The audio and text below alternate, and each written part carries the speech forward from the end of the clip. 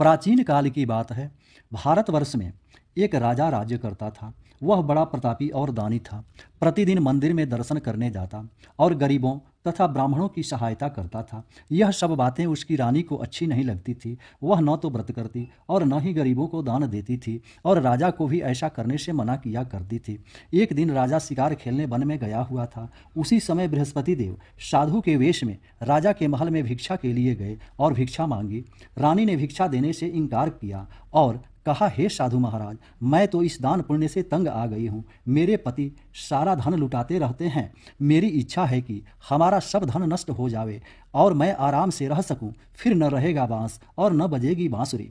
साधु ने कहा, देवी तुम तो बड़ी विचित्र हो। धन और संतान तो सभी चाहते हैं। पापी भी पुत्र और धन की इच्छा करता है। यदि तुम्हारे पास धन अधिक है तो भूखों को भोजन दो, प्यासों के लिए प्याऊ बनवाओ, मुसाफिरों के लिए धर्मशालाएं खुलवाओ। जो निर्धन अपनी कुंवारी कन्याओं का विवाह नहीं कर सकते उनका विवाह करा दो। ऐसे और कई काम हैं जिनके करने से तुम्हारा यश लोक परलोक में फैलेगा। परंतु रानी पर उपदेश का कोई प्रभाव न पड़ा। वह बोली, महाराज आप मुझे कुछ न समझाएं। मैं ऐसा धन नहीं चाहती जो हर जगह बांटती फिरूं।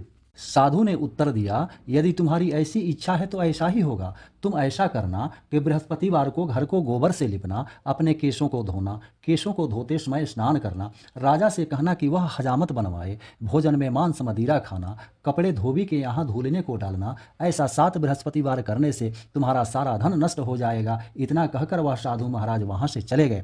जैसा वह साधु कहकर गए थे, रानी ने वैसा ही किया। 6 बृहस्पतिवार ही बीते थे कि उसका सारा धन नष्ट हो गया और सारा परिवार दोनों समय भोजन के लिए तरसने लगा तथा सांसारिक भोगों से दुखी रहने लगा। तब राजा ने रानी से कहा कि तुम यहाँ पर रहो, मैं दूसरे देश को जाता हूँ, क्योंकि यहाँ पर मुझे सभी मनुष्य जानते हैं, इसलिए कोई कार्य भी नहीं कर सकता। देश चोरी परदेश भीख बराबर है। ऐसा कहकर राजा परदेश चला गया। वहाँ जंगल में जाकर लकड़ी काटता और उसे शहर में बेचता। इस तरह वह जीवन व्यतीत करने लगा। इधर राजा के बिना रानी दुखी रहने लगी। किसी दिन भोजन मिलता और किसी दिन जल पीकर ही रह जाती। एक समय रानी और उसकी दासी को 7 दिन तक भोजन नहीं मिला तो रानी ने अपनी दासी से कहा, यहाँ पास के नगर में मेरी बहन रहती है, वह बड़ी धनवान है, तू उसके पास जाओ और वहाँ से 5 सेर बेझर मांग कर ले आओ, जिससे कुछ समय के लिए गुजारा हो जाएगा। इस प्रकार रानी की आज्ञा मानकर दासी रानी की बहन के पास गई तो रानी की बहन उस समय पूजा कर रही थी, क्योंकि उस दिन बृहस्पतिवार का दिन था। दासी रानी की बहन से बोली,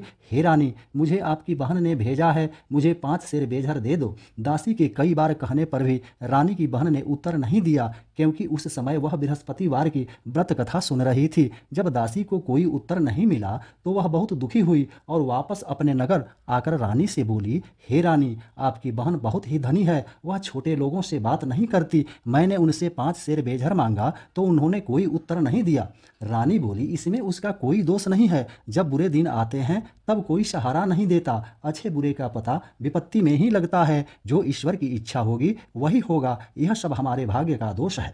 इधर रानी की बहन ने सोचा कि मेरी बहन की दासी आई थी, परंतु मैं उससे बोली नहीं तो वह बहुत दुखी हुई होगी। यह सोच कथा को सुन और विष्णु भगवान का पूजन समाप्त कर वह अपनी बहन के घर चल दी।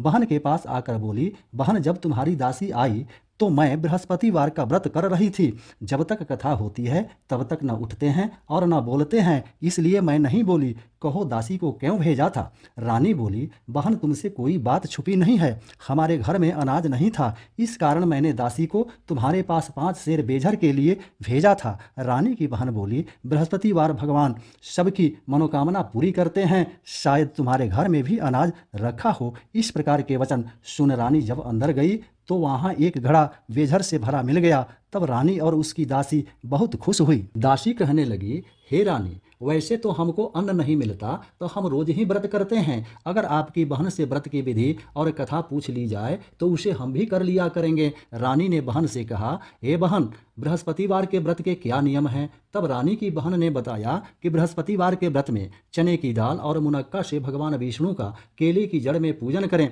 तथा दीपक जलाएं, पीला भोजन करें तथा कथा सुने। इस प्रकार करने से गुरु भगवान प्रसन्न होते हैं, अन्न पुत्र धन देते हैं, मनोकामना पूरी करते हैं। इस प्रकार रानी और दासी दोनों ने निश्चय किया कि बृहस्पति भगवान का पूजन जरूर करेंगे। 7 दिन बाद बृहस्पतिवार आया तो उन्होंने व्रत रखा। दासी घुड़साल में जाकर चना और गुड़ बीन लाई तथा उसी दाल से केले की जड़ का तथा विष्णु भगवान का पूजन किया। अब पीला भोजन कहाँ से आए? दोनों बड़ी दुखी हुई, परंतु उन्होंने व्रत किया था, इस कारण गुरु भगवान प्रसन्न थे। 2 थालों में सुंदर पीला भोजन लेकर आए और दासी को देकर बोले, यह तुम्हारे और रानी के लिए भोजन है। दासी भोजन पाकर बड़ी प्रसन्न हुई और रानी से बोली, रानी जी भोजन कर लीजिए। वह महात्मा हम दोनों को 2 थाल में सुंदर पीला भोजन दे गए हैं। इस प्रकार रानी और दासी ने गुरु भगवान को नमस्कार कर भोजन प्रारंभ किया तथा अब वह प्रत्येक बृहस्पतिवार को गुरु भगवान का व्रत और विष्णु भगवान का पूजन करने लगी। बृहस्पतिवार भगवान की कृपा से रानी के पास फिर से धन हो गया। रानी और दासी विचार करने लगी कि न जाने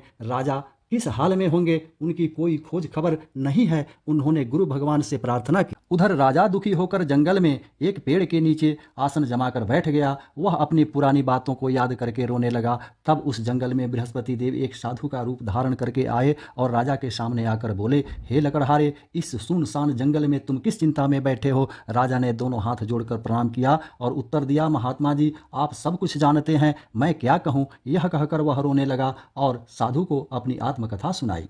महात्मा जी ने कहा कि तुम्हारी पत्नी ने बृहस्पति के दिन वीर भगवान का निरादर किया था, जिसके कारण तुम्हारी यह दशा हुई है। अब तुम चिंता को दूर करके मेरे कहने पर चलो तो तुम्हारे सब कष्ट दूर हो जाएंगे और भगवान पहले से भी अधिक संपत्ति देंगे। देखो तुम्हारी पत्नी ने बृहस्पतिवार का व्रत आरंभ कर दिया है और तुम भी बृहस्पतिवार का व्रत करके चने की दाल व गुड़ जल के लोटे में डालकर केले का पूजन करो, फिर कथा कहो और सुनो। ऐसा करने से भगवान तुम्हारी सब कामनाएं पूरी करेंगे। साधु के ऐसे वचन सुनकर राजा बोला, हे प्रभु, मुझे लकड़ी बेचकर इतना पैसा नहीं मिलता जिससे भोजन करने के उपरांत कुछ बचा सकूं। मैंने रात सपने में अपनी पत्नी को व्याकुल देखा है, मेरे पास कुछ भी नहीं है जिससे उसकी खबर मंगा सकूं। साधु ने कहा, हे राजन, तुम किसी बात की चिंता मत करो। बृहस्पतिवार के दिन तुम रोजाना की तरह लकड़ियां लेकर शहर को जाओ। तुमको रोज से दुगुना धन प्राप्त होगा, जिससे तुम भली भांति भोजन कर लोगे तथा बृहस्पति देव की पूजा का सामान भी आ जाएगा। बृहस्पतिवार की कहानी इस प्रकार से है। प्राचीन काल में एक ब्राह्मण था।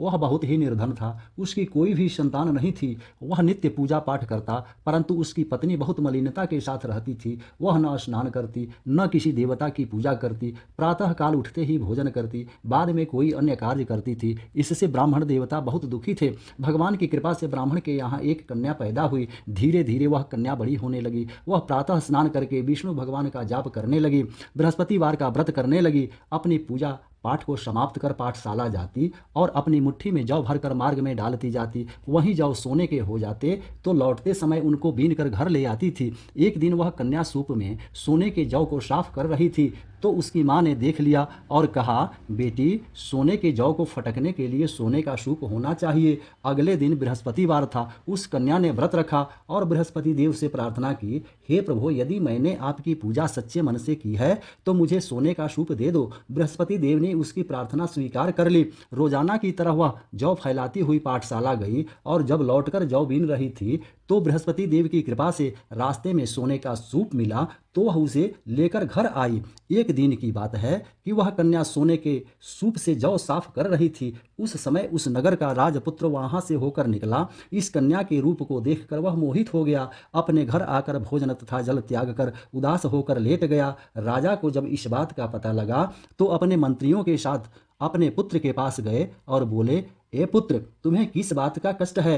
किसी ने तुम्हारा अपमान किया है अथवा कोई और कारण है तो बताओ, मैं वही कार्य करूंगा जिससे तुम्हें प्रसन्नता हो। राजकुमार अपने पिता से बोला, पिताजी, मैं उस लड़की के साथ विवाह करना चाहता हूं जो सोने के सूप में जौ साफ कर रही थी। यह सुनकर राजा बोला, पुत्र, यदि ऐसा है तो उस कन्या का पता बतलाओ, मैं उसके साथ तुम्हारा विवाह अवश्य करूंगा। राजकुमार ने अपने पिता को उस लड़की के घर का पता बताया। राजकुमार के बताए गए पते के अनुसार मंत्री उस लड़की के घर गए और ब्राह्मण कन्या का विवाह राजकुमार के साथ संपन्न हो गया। कन्या का विवाह होते ही ब्राह्मण के घर में पहले की भांति गरीबी आ गई। अब भोजन के लिए भी अन्न बड़ी मुश्किल से मिलता था। एक दिन ब्राह्मण अपनी पुत्री के पास गया। बेटी ने पिता से सारा हाल पूछा। तब ब्राह्मण ने सारा हाल कह सुनाया।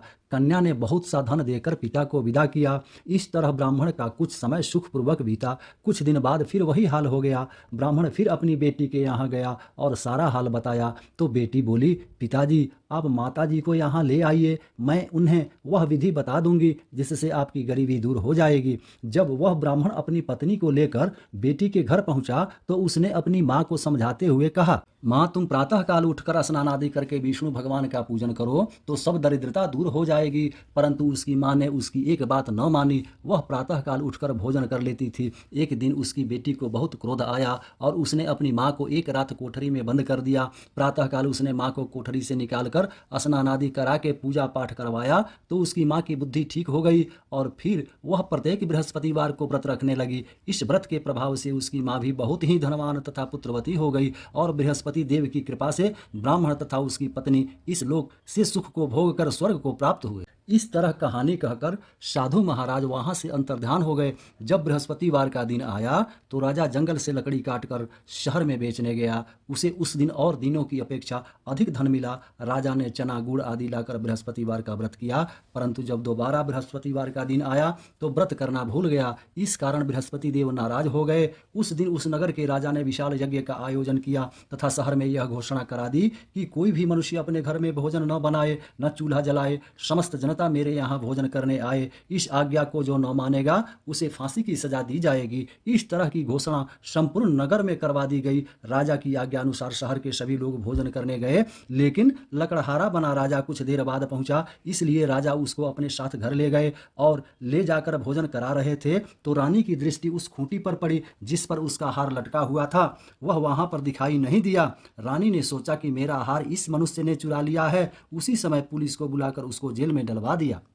जब लकड़हारा जेल खाने में दुखी होकर विचार करने लगा कि न जाने कौन से पूर्व जन्म के कर्म से मुझे दुख प्राप्त हुआ है और उसी साधु को याद करने लगा जो कि जंगल में मिले थे, उसी समय तत्काल बृहस्पति देव साधु के रूप में प्रकट हो और उसकी दशा को देखकर कहने लगे, अरे मूर्ख, तूने बृहस्पति देव की कथा नहीं करी, इस कारण तुझे यह दुख प्राप्त हुआ है। अब चिंता मत कर, बृहस्पतिवार के दिन जेल के दरवाजे पर 4 पैसे पड़े मिलेंगे, उनसे तुम बृहस्पति देव की पूजा करना, तेरे सभी कष्ट दूर हो जाएंगे। बृहस्पतिवार के दिन उसे 4 पैसे मिले। लकड़हारे ने कथा कही। उसी रात्रि को बृहस्पति देव ने उस नगर के राजा को स्वप्न में कहा, हे राजा, तुमने जिस आदमी को जेल में बंद कर दिया है वह निर्दोष है, वह राजा है, उसे छोड़ देना। रानी का हार उसी खूंटी पर लटका है। अगर तुम ऐसा नहीं करोगे तो मैं तुम्हारे राज्य को नष्ट कर दूंगा। इस तरह रात्रि के स्वप्न को देखकर राजा प्रातःकाल उठा और खूंटी पर हार देखकर लकड़हारे को बुलाकर क्षमा मांगी तथा लकड़हारे को योग्य सुंदर वस्त्र व आभूषण देकर विदा किया। बृहस्पति देव की आज्ञा अनुसार लकड़हारा अपने नगर को चल दिया। राजा जब अपने नगर के निकट पहुंचा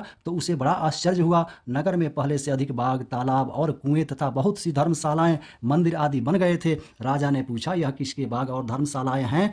तब नगर के लोग कहने लगे, यह सब रानी ने बनवाए हैं। तो राजा को बड़ा आश्चर्य हुआ। जब रानी ने यह खबर सुनी कि राजा आ रहे हैं तो उसने बांदी से कहा, दासी देख, राजा हमें कितनी बुरी हालत में छोड़ गए थे, कहीं वह लौट न जाए, इसलिए तू दरवाजे पर खड़ी हो जा। आज्ञा अनुसार दासी दरवाजे पर खड़ी हो गई। राजा आए तो उन्हें अपने साथ लिवा लाई। तब रानी ने कहा, हमें यह सब धन बृहस्पति देव के व्रत के प्रभाव से प्राप्त हुआ है। राजा ने निश्चय किया कि 7 दिन बाद तो सभी बृहस्पति देव का पूजन करते हैं, परंतु मैं प्रतिदिन 3 बार कहानी कहा करूंगा और व्रत किया करूंगा। अब हर समय राजा के दुपट्टे में चने की दाल बधी रहती तथा दिन में 3 बार कहानी कहता। एक दिन राजा ने विचार किया कि चलो अपनी बहन के यहाँ हो आए। इस तरह का विचार कर राजा घोड़े पर सवार हो अपनी बहन के यहाँ चलने लगा।